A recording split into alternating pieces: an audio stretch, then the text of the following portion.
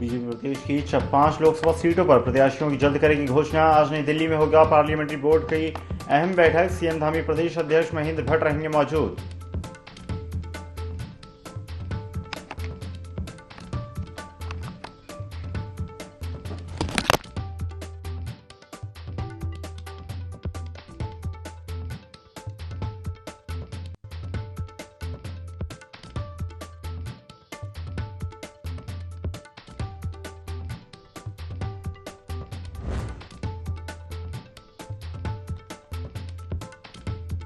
Indian express ने जारी की 100 सबसे ताकतवर भारतीयों की सूची। देश में 61वें नंबर के शक्तिशाली नेता बने सीएम धामी। समान नागरिक संहिता विधेयक पास करना बनी पहचान।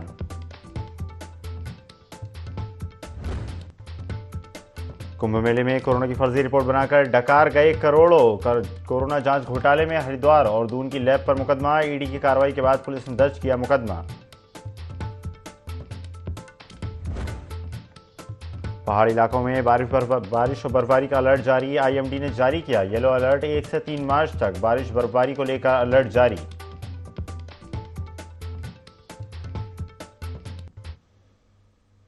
नमस्कार, स्वागत है आपका IND 24 में। मैं हूं आपके साथ ईसा अहमद। सीएम पुष्कर सिंह धामी देश के 100 सबसे पावरफुल भारतीयों में शुमार हो चुके हैं। द इंडियन एक्सप्रेस ने 100 सबसे ताकतवर भारतीयों की सूची जारी की, जिसमें उत्तराखंड के मुख्यमंत्री पुष्कर सिंह धामी की 61वीं रैंक मिली। जनहित से जुड़े कार्यों और साहसिक निर्णयों से मुख्यमंत्री पुष्कर सिंह धामी का कद लगातार राज्य से लेकर केंद्रीय स्तर तक लगातार बढ़ता गया। यही वजह है कि सीएम धामी की छवि और मजबूत हो गई और सीएम देश के 61वें नंबर के शक्तिशाली नेता बन गए हैं। बता दें कि सीएम धामी सबसे ताकतवर भारतीयों में पिछले वर्ष की सूची में 93 नंबर पर थे, लेकिन इस साल सीएम 61वें नंबर पर काबिज हो गए हैं।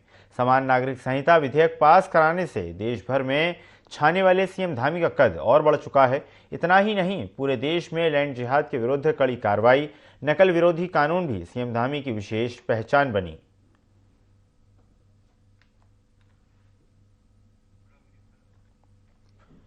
तो सीएम पुष्कर सिंह धामी लगातार प्रदेश के और देश के सबसे शक्तिशाली लोगों में शुमार होते जा रहे हैं। 61वें नंबर पर इस बार सीएम पुष्कर सिंह धामी ने अपना स्थान प्राप्त किया है। समान नागरिक संहिता और उसके साथ ही साथ अतिक्रमण पर लगातार कार्रवाई करने के बाद सबसे शक्तिशाली व्यक्ति के रूप में सीएम पुष्कर सिंह धामी उभरते नजर आ रहे हैं।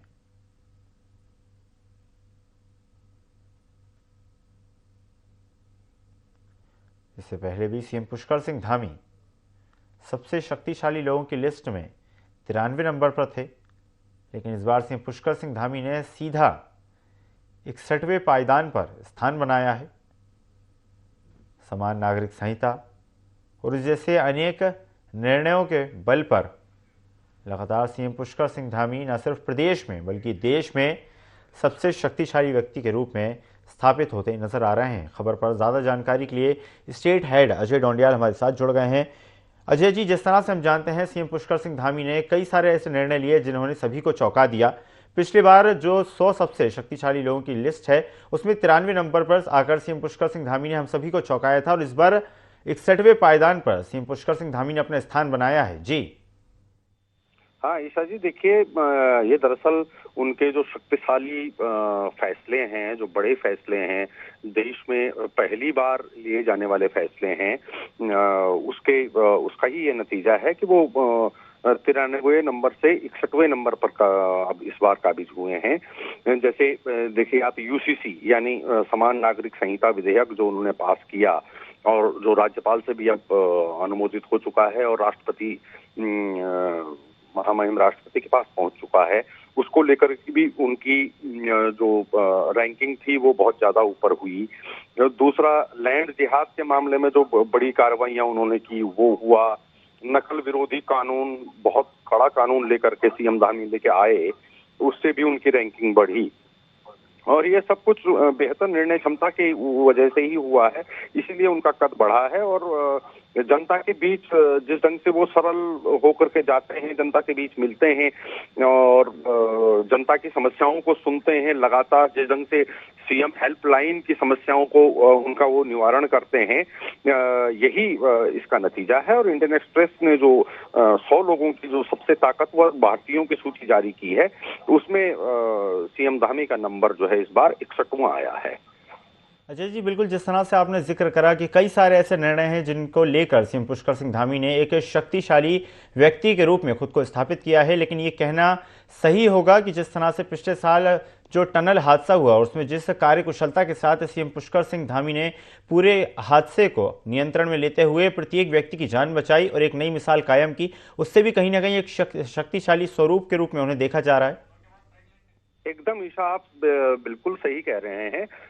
जो उत्तरकाशी का जो सिलक्यारा टनल का हादसा था और उसमें जिस ढंग से सभी मजदूरों को वहां से निकाल लिया गया और जिस ढंग से सीएम धामी ने लगातार 4 दिन अपना सचिवालय वहीं स्थापित कर दिया और वहीं वो रहे, वहीं शासकीय कार्य किए और पूरा मुख्यमंत्री का जो सेक्रेटेरिएट था वहीं सिलक्यारा में ही स्थापित कर दिया गया था और दिन रात मॉनिटरिंग करके उन्होंने ये काम किया, तो इसका एक बहुत बड़ा संदेश देश में ही नहीं विश्व में भी गया, क्योंकि उसमें विश्व के भी वैज्ञानिक और विश्व के भी एक्सपर्ट शामिल थे। बिल्कुल अजय जी, तो माना जा सकता है कि लगातार खुद को शक्तिशाली स्वरूप में स्थापित करते सीएम पुष्कर सिंह धामी नजर आ रहे हैं। धन्यवाद अजय जी, जुड़ने के लिए और जानकारी साझा करने के लिए। आगामी लोकसभा चुनाव को देखते हुए भाजपा हाईकमान ने लोहाघाट के पूर्व भाजपा विधायक पूरन सिंह फर्तवाल को लोहाघाट विधानसभा का संयोजक बनाया, जिसके लिए पूरन सिंह फर्तवाल ने मुख्यमंत्री पुष्कर सिंह धामी और प्रदेश अध्यक्ष महेंद्र भट्ट को धन्यवाद दिया। पूर्व विधायक फर्तवाल ने कहा कि लोहाघाट विधानसभा से भाजपा उम्मीदवार को रिकॉर्ड तोड़ मतों से जीत दिलवाई जाएगी और प्रत्येक घर में जाकर केंद्र और राज्य सरकार द्वारा संचालित योजनाओं की जानकारी ग्रामीणों को दी जाएगी। साथ ही कहा कि मुख्यमंत्री धामी के नेतृत्व में एक बार फिर से उत्तराखंड की सभी 5 सीटों पर भाजपा अपना परचम लहराएगी।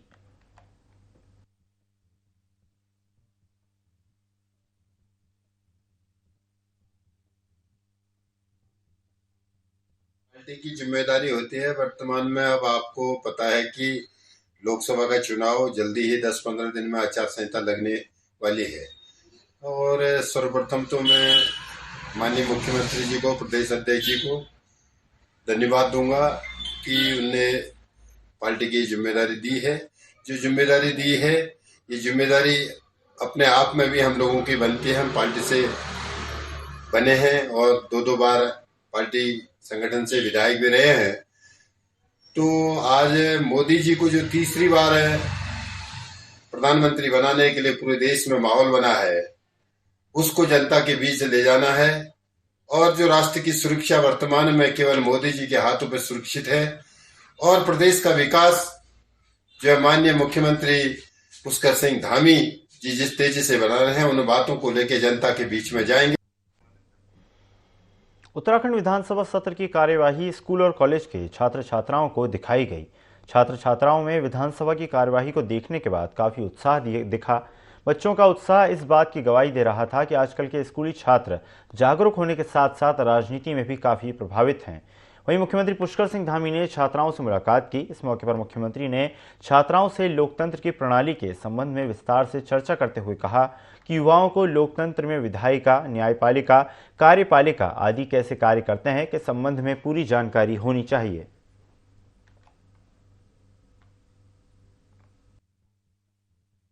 बजट सत्र देखने के लिए हम बहुत एक्साइटेड हैं, क्योंकि हम इस बार फर्स्ट टाइम यहाँ पे आए हैं। हम देखना चाहते हैं यहाँ पे किस तरह के क्वेश्चन किए जाते हैं, बजट सत्र में किस तरह के आंसर दिए जाते हैं, क्या कार्रवाई होती है, ये सब चीज़ें देखने के लिए हम आज यहाँ पे आए।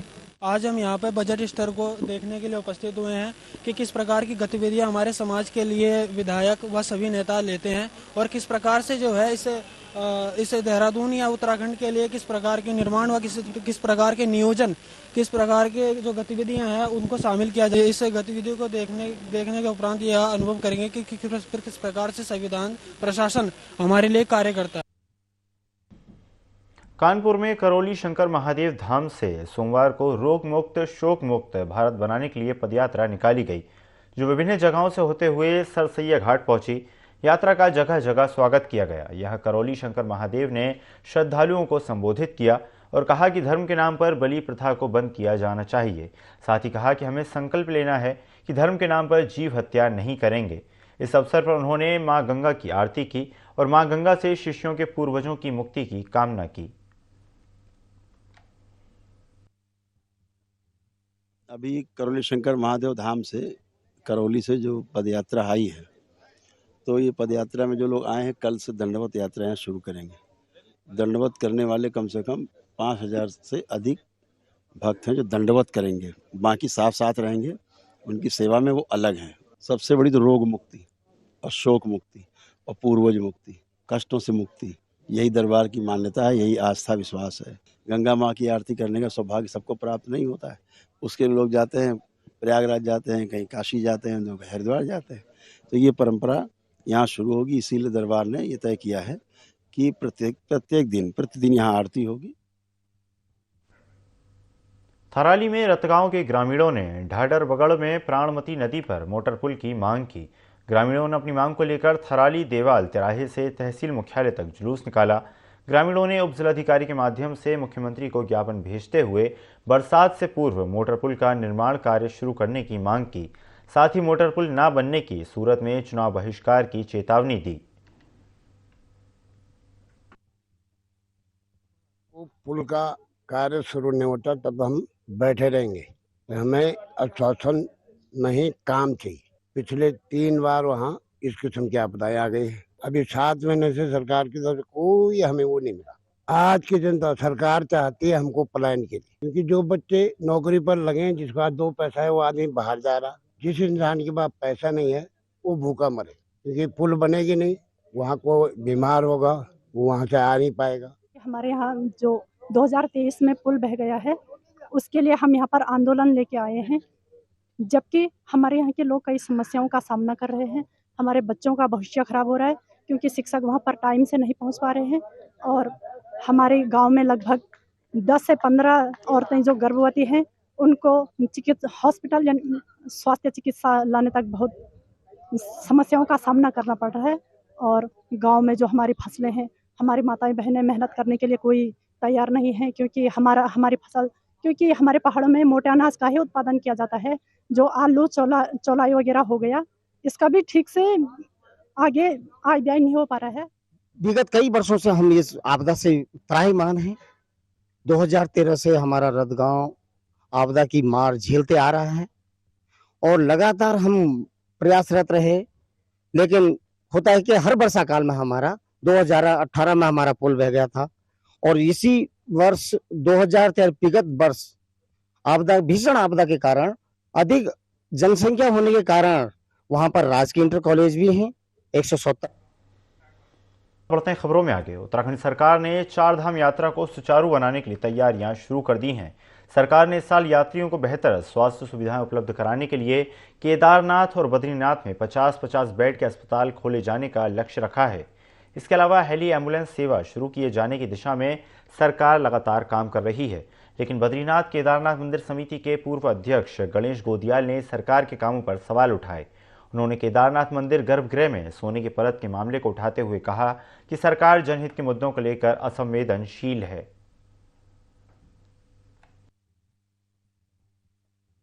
यात्रा की शुरुआत करने के लिए जो आवश्यक बातें हैं उनको करें, जो आवश्यक तैयारियां हैं उनको करें, पर यह भी जवाब दे कि जब मंदिरों में केदारनाथ में जो सोने की गड़बड़ी हुई, उस पर कमिश्नर की जांच के रिपोर्ट आनी थी। 1 महीने में वो जांच रिपोर्ट आनी थी। अखबारों में आपने भी उस समय की सुर्खियां पढ़ी होंगी कि पर्यटन मंत्री जी ने दिए जांच के आदेश और 1 महीने में रिपोर्ट तलब की है।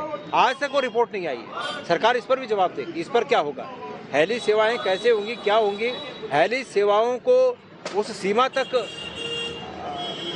चलाना चाहिए जिस सीमा तक वहां पर कोई नकारात्मक प्रभाव पर्यावरण पर या वहां के टूरिज्म पर न पड़े, उस सीमा तक चलाना चाहिए। उत्तराखंड में पिछले 4-5 वर्षों में जंगली जानवरों के हमलों से अब तक 444 लोगों की मौत हो चुकी है। विधानसभा में वन मंत्री सुबोध उनियाल ने एक सवाल के जवाब में कहा कि प्रदेश की 71% जमीन पर जंगल है और बहुत सी आबादी क्षेत्र ऐसे हैं जो कि वनों से घिरे हुए हैं। वन विभाग की पूरी कोशिश रहती है कि लोगों को वन्य जीव के हमले से बचाया जा सके। वहीं इस तरह की घटनाओं में मुआवजे की राशि भी बढ़ाई जाएगी।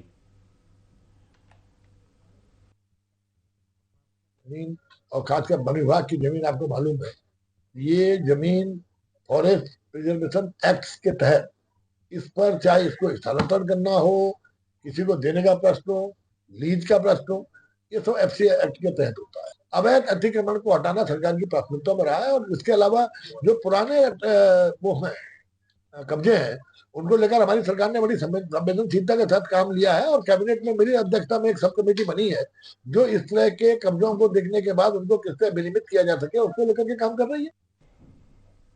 सितारगंज पुलिस बढ़ते नशे को रोकने के लिए सतर्क नजर आ रही है। वहीं सितारगंज पुलिस ने ग्राम गोठा के बनकुइया के जंगलों में अवैध शराब बनाने वाली भट्टी समेत 9600 लीटर लहान जब्त की है। आपको बता दें, वहीं सितारगंज पुलिस शराब बनाने वाले तस्करों को नहीं पकड़ पाई। पुलिस शराब बनाने वालों को पकड़ने के लिए लगातार दबिश दे रही है। एसआई महेश चंद्र ने बताया कि नशे के खिलाफ अभियान चलाया जा रहा है।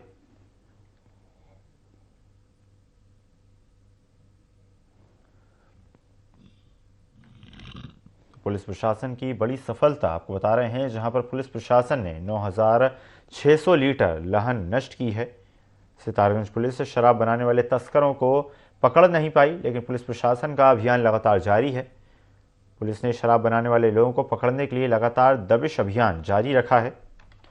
एसआई महेश चंद्र ने बताया कि नशे के खिलाफ अभियान चलाया जा रहा है।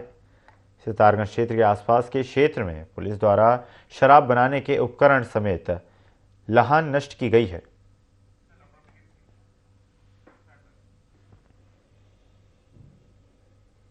चार साल से देहरादून जनपद में नौकरी पर अनुपस्थित चल रहे स्वास्थ्य विभाग के कर्मियों पर देहरादून के सीएमओ डॉक्टर संजय जैन सख्त रुख अपनाते नजर आ रहे हैं। डॉक्टर संजय जैन ने कहा कि मामला उनके संज्ञान में आया है। कुछ डॉक्टर और फार्मासिस्ट अपने तैनाती स्थल से अनुपस्थित चल रहे हैं। ऐसे में स्वास्थ्य कर्मियों को विभाग की ओर से नोटिस भेजा गया है। उन्होंने कहा कि 1 महीने बाद दोबारा उन्हें नोटिस जारी किए जाएंगे। अगर 3 नोटिस के बाद भी कर्मचारी अपनी तैनाती स्थल पर उपस्थित नहीं होते हैं तो उनकी सेवाएं समाप्त करने के लिए उच्च अधिकारियों को अवगत कराया जाएगा। या फार्मासिस्ट मेरे जनपद में अनुपस्थित चल रहे थे तो उनको नोटिस दिया गया है। उसके बाद 1 महीने के बाद मैं दोबारा नोटिस दूंगा। इस तरीके से 3 नोटिस देके एक बार फिर यदि तब उसके बावजूद भी यदि वो ज्वाइन नहीं करते हैं तो उनकी सेवाएं समाप्त करने के लिए उच्च अधिकारियों को उसके संबंध में लिखा जाएगा। आरटीपीसीआर टेस्ट की फर्जी रिपोर्ट दाखिल कर सरकार से मोटी रकम वसूलने के मामले में ईडी की रिपोर्ट के बाद हरिद्वार पुलिस ने एक पैथोलॉजी लैब के संचालक और उसके पार्टनर डॉक्टर के खिलाफ मामला दर्ज कर लिया है। बता दें कि 2021 हरिद्वार महाकुंभ में श्रद्धालुओं के फर्जी एंटीजन टेस्ट कर सरकार से 2.5 करोड़ रुपए वसूल लिए गए, जिसके बाद ईडी की रिपोर्ट के बाद मामला दर्ज कर पुलिस ने अपनी जांच शुरू कर दी। महाकुंभ के टाइम में जिस जो नोमोस्पैक लैब और अन्य एक्सिलरी जो इनकी बॉडीज़ थी उनके द्वारा आरटीपीसीआर के जो टेस्ट हैं उसमें फर्जी तरीके से बिल बनाए गए, उसको परिप्रेक्ष्य में रखते हुए ईडी द्वारा इनके विरुद्ध आवश्यक वैधानिक कार्रवाई करने का हमें लिखा गया था, जिसकी हम लोगों ने जांच करा के थाना जौनापुर में इसमें अभियोग पंजीकृत कराया गया है। इसमें जो भी अभियुक्त हैं उनके विरुद्ध जो भी साक्ष्य हैं उनको साथ में रखा जाएगा और इसकी विवेचना प्रारंभ की जाएगी। गदरपुर पुलिस ने बड़ी कार्रवाई करते हुए एक युवक को बड़ी मात्रा में अवैध हथियार सहित गिरफ्तार किया है। इस मामले का खुलासा करते हुए एसएसपी उधम सिंह नगर डॉक्टर मंजूनाथ ने कहा कि उत्तराखंड को भयमुक्त बनाने के लिए मुख्यमंत्री के निर्देश हैं और साथ ही चुनाव आयोग के भी निर्देश हैं। आगामी लोकसभा चुनाव के दृष्टिगत भयमुक्त मतदान हो, इसके लिए अवैध हथियार रखने और मादक पदार्थ का कारोबार करने वालों पर कार्रवाई की जा रही है। बेसिकली सोशल मीडिया पे लगातार हम लोगों का सर्वेलेंस बना रहता है और कोई भी इलीगल एक्ट या इलीगल वेपन के साथ यदि कोई सोशल मीडिया में वीडियो पोस्ट शेयर करता है तो उस पर हम लोग कड़ी कार्रवाई करते हैं। इसी क्रम में एक सूचना हमें मिली थी दिनेशपुर थाना क्षेत्र अंतर्गत, तो हम लोगों ने उसमें जो मुलजिम है उसको अरेस्ट कर लिया, उससे इलीगल वेपन भी हम लोगों ने बरामद किया है और साथ में उस पर आर्म्स एक्ट के अंतर्गत विधिक कार्रवाई की गई है। और इसमें मैसेज बिल्कुल क्लियर है कि सोशल मीडिया पे यदि कोई भी इलीगल एक्ट करते हुए या उसका एक्ट का वीडियो उसको पोस्ट करेगा तो उसके विरुद्ध कड़ी कार्रवाई की जाएगी। इस बुलेटिन में फिलहाल इतना ही। खबरों का सिलसिला लगातार जारी है। बने रहिए IND 24 के साथ। नमस्कार।